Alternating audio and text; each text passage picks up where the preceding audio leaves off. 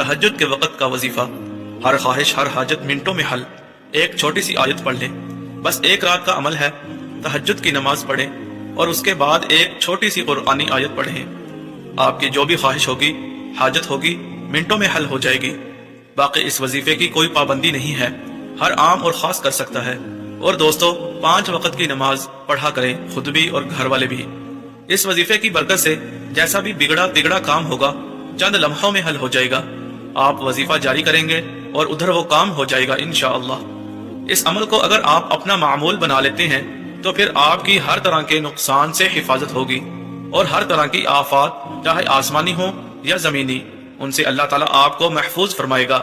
इस पुरानी आयात के अमल की बरकत से ऐसी जगह से फायदा होगा जहां से आपका वहमो गुमान भी नहीं होगा। और इस अमल का तरीका ये है कि आपने रात के आखिरी पहर में, जैसे हम तहज्जुद का वक्त कहते हैं, इस वक्त में याद रहे कि वैसे भी ये वक्त कबूलियत का वक्त होता है। और जब इन कबूलियत की घड़ियों में बंदा अपने रब को पुकारता है तो फिर अल्लाह ताला की रहमत जोश में आती है और अल्लाह ताला अपने बंदे को ऐसे ऐसे फवायद देता है कि इंसान की अकल भी उनको सोच नहीं सकती।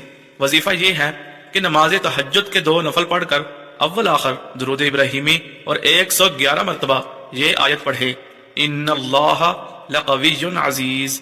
अल्लाह हम सबका हामी और नासिर हो।